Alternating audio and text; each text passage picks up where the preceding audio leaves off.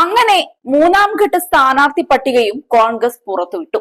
മഹാരാഷ്ട്രയും കർണാടകയും ഗുജറാത്തും രാജസ്ഥാനും പശ്ചിമ ബംഗാളും ഉൾപ്പെടെ 8 സംസ്ഥാനങ്ങളിലായി 56 മണ്ഡലങ്ങളിലെ സ്ഥാനാർത്ഥി പട്ടികയാണ് കോൺഗ്രസ് പുറത്തുവിട്ടിരിക്കുന്നത്.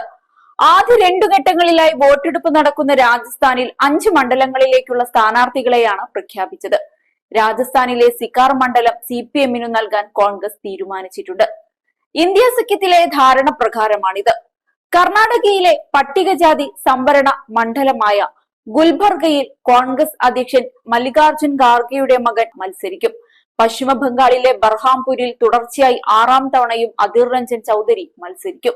അരുണാചൽ പ്രദേശ്, ഗുജറാത്ത്, കർണാടക, മഹാരാഷ്ട്ര, രാജസ്ഥാൻ, തെലങ്കാന, പശ്ചിമ ബംഗാൾ, പുതുച്ചേരി എന്നീ സംസ്ഥാനങ്ങളിലെ പട്ടികയാണ് കഴിഞ്ഞ ദിവസം കോൺഗ്രസ് പുറത്തുവിട്ടത്. വി വൈദ്യലിംഗമാണ് പുതുച്ചേരിയിലെ സ്ഥാനാർത്ഥി. അരുണാചൽ പ്രദേശ് നിയമസഭാ തെരഞ്ഞെടുപ്പിനുള്ള സ്ഥാനാർത്ഥികളെയും കർണാടകയിൽ ഉപതെരഞ്ഞെടുപ്പ് നടക്കുന്ന 2 നിയമസഭാ മണ്ഡലങ്ങളിലേക്കുള്ള സ്ഥാനാർത്ഥികളെയും കോൺഗ്രസ് പ്രഖ്യാപിച്ചിട്ടുണ്ട്. കർണാടക ലെജിസ്ലേറ്റീവ് കൌൺസിലിലേക്കുള്ള ഒഴിവിലേക്കും സ്ഥാനാർത്ഥിയെ നിശ്ചയിച്ചു. അതേസമയം ആദ്യഘട്ട സ്ഥാനാർത്ഥി പട്ടികയിൽ കേരളത്തിലെ 16 സീറ്റുകളിൽ ഉൾപ്പെടെ 39 സീറ്റുകളിലെ സ്ഥാനാർത്ഥികളെയാണ് പ്രഖ്യാപിച്ചത്. രാഹുൽ ഗാന്ധി ഇത്തവണയും വയനാട്ടിൽ നിന്ന് ജനവിധി തേടും. ഛത്തീസ്ഗഡ് മുൻ മുഖ്യമന്ത്രി ഭൂപേഷ് ബാഗലും ആദ്യഘട്ട പട്ടികയിൽ ഇടം പിടിച്ചു.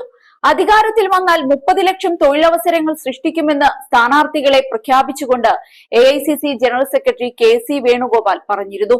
കർണാടക ഉൾപ്പെടെ അധികാരത്തിലെത്തിയ സംസ്ഥാനങ്ങളിൽ കോൺഗ്രസ് സർക്കാരുകൾ തെരഞ്ഞെടുപ്പ് വാഗ്ദാനങ്ങൾ പാലിച്ച മാതൃക ഉയർത്തിക്കാട്ടിയാണ് വേണുഗോപാൽ ഇക്കാര്യം അറിയിച്ചത്. അതേസമയം ആദ്യഘട്ട സ്ഥാനാർത്ഥി പട്ടികയിൽ 15 പേർ ജനറൽ വിഭാഗത്തിൽ നിന്നാണ്. ശേഷിക്കുന്ന 24 പേർ SC, ST, OBC വിഭാഗങ്ങളിൽ നിന്നുമാണ്. കർണാടകയിൽ ലോക്സഭാ തെരഞ്ഞെടുപ്പിനുള്ള 7 സ്ഥാനാർത്ഥികളുടെ ആദ്യ പട്ടിക കോൺഗ്രസ് കഴിഞ്ഞ വെള്ളിയാഴ്ച പ്രഖ്യാപിച്ചിരുന്നു. ബംഗളൂരു റൂറൽ ഒഴികെ 2019-ലെ ലോക്സഭാ തെരഞ്ഞെടുപ്പിൽ മത്സരിക്കാത്ത മറ്റ് 6 മണ്ഡലങ്ങളിലും പാർട്ടി സ്ഥാനാർത്ഥികളെ നിർത്തി. ഉപമുഖ്യമന്ത്രിയും KPCC അധ്യക്ഷനുമായ DK ശിവകുമാറിന്റെ സഹോദരനും MP-യുമായ DK സുരേഷ് ബംഗളൂരു റൂറൽ മണ്ഡലത്തിൽ വീണ്ടും മത്സരിക്കും. നിലവിൽ കർണാടകയിൽ നിന്നുള്ള ഏക കോൺഗ്രസ് MP-യാണ് അദ്ദേഹം. അതേസമയം BJP കഴിഞ്ഞ ദിവസമാണ് മൂന്നാം ഘട്ട സ്ഥാനാർത്ഥി പട്ടിക പുറത്തുവിട്ടത്.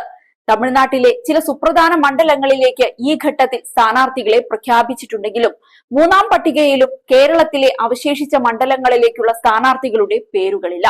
മൂന്നാം ഘട്ട പട്ടിക കൂടി പുറത്തുവിട്ടതോടെ ആകെ 279 BJP സ്ഥാനാർത്ഥികളുടെ പേരുവിവരങ്ങളാണ് സ്ഥിരീകരിക്കപ്പെട്ടിരിക്കുന്നത്. തമിഴ്നാട് BJP അധ്യക്ഷൻ K അണ്ണാമലയാകും കോയമ്പത്തൂരിൽ നിന്ന് മത്സരിക്കുക. കന്യാകുമാരിയിൽ പൊൻ രാധാകൃഷ്ണൻ സ്ഥാനാർത്ഥിയാകും.